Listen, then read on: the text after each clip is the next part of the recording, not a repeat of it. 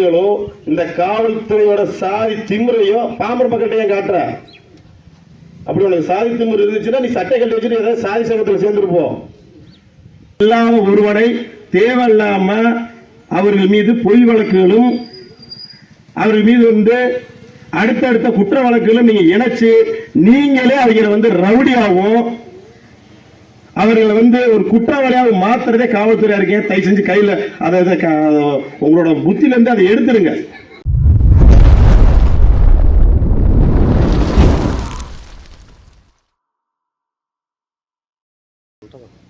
தங்கை கீர்த்தியாவின் படுகொலைக்கு நீதி கேட்டு மூவேந்தர் மீடியா நிறுவனர் அண்ணன் தினேஷ் மல்லர் அவர்கள் கண்டன உரையாற்றுவார்கள்.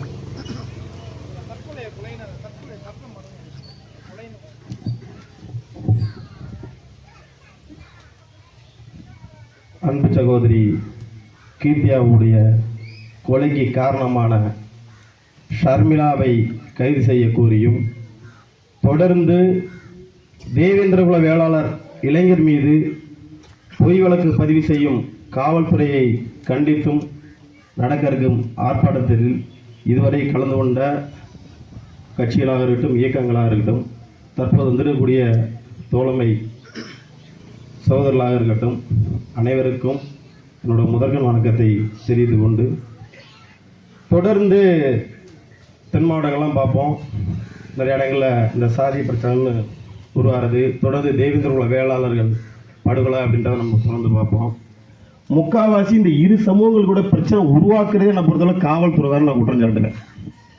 ஏன்னா ஒருத்தர் சமரசமாக போகணும்னு நினச்சாலும் இப்போ ஷர்மிளா பண்ணதை ஆய்வாளரம்மா பண்ணது அதே தவறு தான். ஒரு கம்யூனிட்டிக்குள்ள ஒரு சின்ன பிரச்சனை நடந்துருச்சு, அவங்க 2 பேரும் சமரசமாக போயிட்டாங்க. உங்களுக்குள்ள சமரசமாக போனால் நான் அப்புறம் ஒன்றை விடுறது கூட்டு வந்துட்டேன் உன் மேலே ஏதாவது ஒரு வழக்க போடு அப்படின்னு சொல்லிட்டு காலையில் 7 மணிக்கு ஆயத்தத்தை வச்சு சுற்றிட்டு இருந்தாராம். இவ்வளவு தூரம் சொல்லக்கூடிய படித்த ஒரு ஆய்வாளரம்மா என்ன ஆதார அடிப்படையில் அவரை கைது செஞ்சீங்க அப்படின்றத இது வரைக்கும் எத்தனை பேர் கேட்டோம் நமக்கு தெரியல. எப்படியே காலையில் 7 மணிக்கு ஆயத்தை வச்சுக்கிட்டு நம்ம ஐயா தினேஷுங்கிற தம்பி சுற்றிட்டு இருந்தாராம். அப்போ தொடர்ந்து ஒரு ஊரில் இளைஞர்கள் பாதிக்கப்படுறாங்க, மக்களுக்காண்டி போராடக்கூடிய உணர்வாக யார் பாதிக்கப்பட்டாலும் அதற்கு குரல் கொடுக்கக்கூடிய யாராவது ஒருவர் மேலே எழும்பி வந்தால் இந்த சாதி வெறி பிடிச்ச இது போன்ற காவல்துறை அதிகாரிகளுக்கு பொறுக்குதில்லை. அப்படி எப்படித்தான் ஆரம்பத்திலேயே இந்த ரத்தத்தை அப்படியே ஏற்றுறாங்கன்னு எங்களுக்கும் புரியலை. இப்போ நாங்கள் தான் இருக்க அந்த சாதிக்காண்டி ஒரு ஊட வச்சு நடத்துகிறோம்.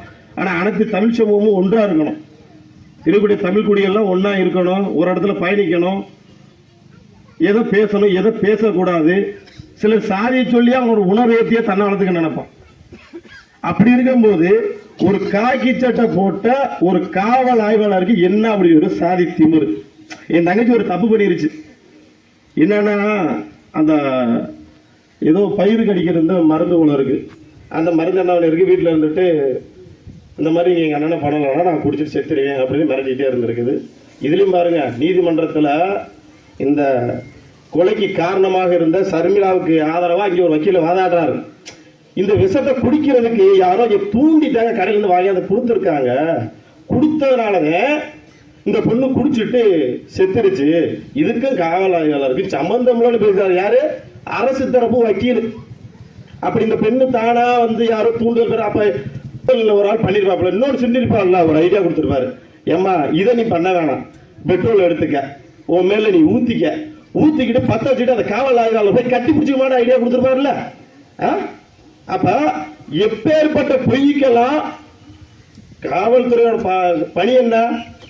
ஒரு மனுஷன் பெட்ரோல் ஒரு மண்ணெண்ணெய் எடுத்துட்டு வந்துட்டாலே அது தற்கொலை பண்ணிக்கிற கூடாது, அவனை பாதுகாக்கணுங்கிற கடமை காவல்துறைக்கு இருக்கு. அப்ப அந்த பெண் கையில ஒரு விசப்பாட்டில் கையில வச்சிருக்கு, அதை தடுத்து புடுங்கி இருக்கலாம். நீ செத்தா என்ன சார இல்லை நான் வேடிக்கை பார்த்துட்டு இருக்க முடியாது நடிக்காதடினே அப்படின்னு இன்னும் தேவையில்லாம சமூகத்தின் பேரை சொல்லிதான் இழிவா பேசினதா இங்க உள்ள மக்கள் குற்றச்சாட்டு வச்சிருக்காங்க. அப்ப இந்த பெண்ணு சாவுக்கு காரணம் முழுக்க இந்த காவல் ஆய்வாளரம்மா நம்ம ஷர்மிளா தான்.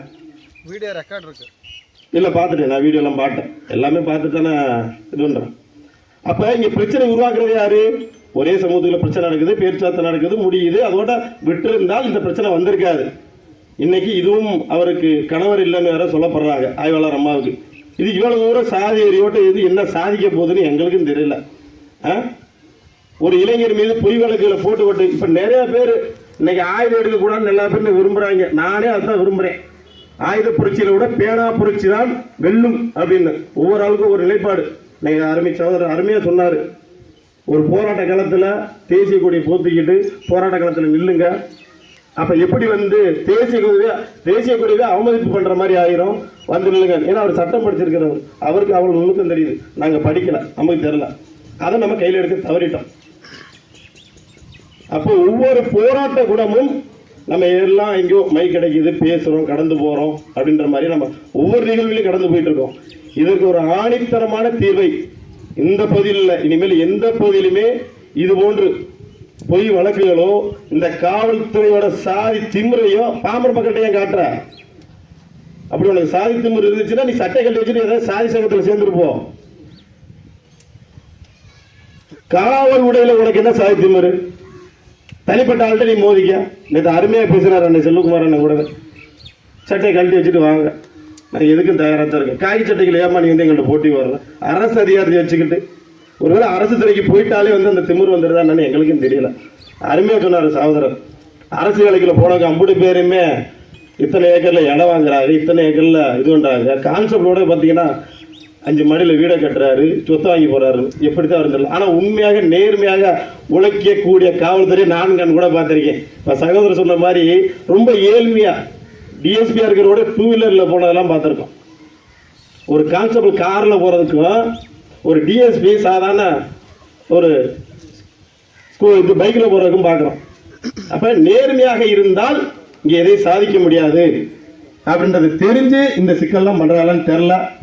ஸோ இந்த பகுதியில் மட்டும் கிடையாது, எங்கேயுமே யார் எந்த சமூகமாக இருந்தாலும் சரி காவல்துறைக்கு ஒரு வேண்டுகோள் வைக்கிறோம். தயவு செஞ்சு குற்றச்செயல்கள்ல உண்மையிலே குற்றச்செயலில் யார் ஈடுபடுறோம், அது யாராக இருந்தாலும் சரி, எந்த சமூகமாக இருந்தாலும் சரி, சட்ட நடவடிக்கை எடுங்க. அதை பத்தி எங்களுக்கு கவலையே இல்லை. ஒரு மனிதன் குற்றச்செயலை இல்லாத ஒருவனை தேவையில்லாம அவர்கள் மீது பொய் வழக்குகளும் அவர்கள் மீது வந்து அடுத்தடுத்த குற்ற வழக்குகளும் நீங்க இணைச்சு நீங்களே அவங்களை வந்து ரவுடியாகவும் அவர்களை வந்து ஒரு குற்றவாளியாக மாத்துறதே காவல்துறையா இருக்கேன். தயவு செஞ்சு கையில அதாவது உங்களோட புத்தில இருந்து அதை எடுத்துருங்க. ஒவ்வொருத்தரும் நீங்க வன்முறையாளரை மாத்தாதீங்க. ஏன்னா ஒரு பிள்ளைய பெற்று வளர்த்து ஒரு தாய் 10 மாசம் பெற்று எடுக்கிறாங்க, சும்மா கிடையாது. அந்த பிள்ளைக்கு மூக்கு மூலியை பிடிச்சி வளர்த்து அந்த பிள்ளைய நல்லா படிக்க வைக்கணும். அவன் ஒரு அரசு வேலைக்கு போகணும், ஏதோ ஒரு வேலையை பார்த்து நமக்கு நல்லபடியா கஞ்சி ஊத்தணும்னு பெற்று வளர்ப்பாங்க. நீங்க தொடர்ந்து ஒரு பையன் மேல வந்து ஒரு சமுதாயத்துக்காண்டி உணர்வா போராடுறோம். எத்தனை இடத்துல அவன் அடியே வாங்குவேன், ஒரு அடிச்சுக்கிட்டே இருப்பீங்க. எத்தனை இடத்துல அடி வாங்குவேன்? நம்ம அடி வாங்காததுக்கு நம்மளை போட்டு அடிக்கிற, நம்ம ஒரு தப்பு செய்யாததுக்கு காவல்துறை நம்மளை கூட்டு கொண்டு அடிக்குது. அப்ப நம்ம செஞ்சிருவோம்னு முடிவு வைக்கிறேன். நீ வந்து நான் ஒரு விஷயம் செய்யவே இல்லை, நான் ஒருத்தன் சண்டை போல, ஒன்று நான் ஒரு கஞ்சா வைக்கல, ஒரு தண்ணி வைக்கல, எந்த விஷயமே நான் பண்ணல, என் மேல பொய் வழக்கா போடுறேன். அப்ப நான் பண்ணிட்டு போறேன்டாங்கிறேன். நான் பண்றேன் பண்ணிட்டு நீ அதுக்கப்புறம் நீ கேச போடுன்ற மாதிரி மனநிலை இன்னைக்கு மாறுது. நிறைய பக்கத்து விசாரிக்கிறோம். இப்ப இங்க வந்து பாத்தீங்கன்னா அவரை வற்புறுத்தி இருக்காங்களாம். வற்புறுத்தல் தண்ணி சரக்கு வித்த வர கண்டிச்சு இருக்கிறாப்புல தினேஷ், அது பொறுக்கலை. அப்ப தொடர்ந்து காவல்துறைக்கு நாங்க வந்து இந்த கண்டன ஆர்ப்பாட்டத்தை வாயிலாக வைக்கிற என்னன்னா, இங்க இருக்க உளவுத்துறை கண்டிப்பா இருக்கும்னு நினைக்கிறேன். இந்த செய்தி நீங்க கொண்டு போங்க. இது வரைக்கும் இந்த கூட்டம் வந்து உள்ளேயே நடக்குது, எப்படி நாளைக்கு முடிஞ்சிடும், நாளைக்கு கழிச்சு உடலை வாங்கி அடக்கம் பண்ணிட்டு அதுக்கப்புறம் இதெல்லாம் பிரிச்சுட்டு போயிடுவான்னு நினைக்காதீங்க. இந்த போராட்டமானது அடுத்த கட்ட வீரியமாக நடக்கும். இதை அடுத்த கட்ட லெவலுக்கு கொண்டு போறதுக்கு சட்டக்கல்லூரி மாணவர்களாக இருக்கட்டும், இன்னும் தென் மாவட்டத்தில் இருக்கக்கூடிய தேவேந்திர குல வேளாளர் கட்சிகளாக இருக்கட்டும், இயக்கங்களாக இருக்கட்டும், சங்கங்களாக இருக்கட்டும், டெல்டா பகுதியில் இருக்கக்கூடிய அனைவரையும் ஒருங்கிணைச்சு மிகப்பெரிய அளவில் நாங்கள் இந்த போராட்டத்தை வடிவத்தை மாற்றுவோன்றத சொல்லிக்கிட்டு, மீண்டும் ஒரு முறை அன்பு சகோதரி கீர்த்தி அவர்களுடைய கொலைக்கு காரணமாக இருந்த இந்த காவல் ஆய்வாளர் சர்மிளா அவர்களை கொலை வழக்கு அவர் மீது வந்து பதிவு செய்து அவரை பணியில் இருந்து நிரந்தரமாக நீக்க வேண்டும் என்ற ஒரு கோரிக்கை வைத்து விடைபெறுகிறேன். நன்றி, வணக்கம்.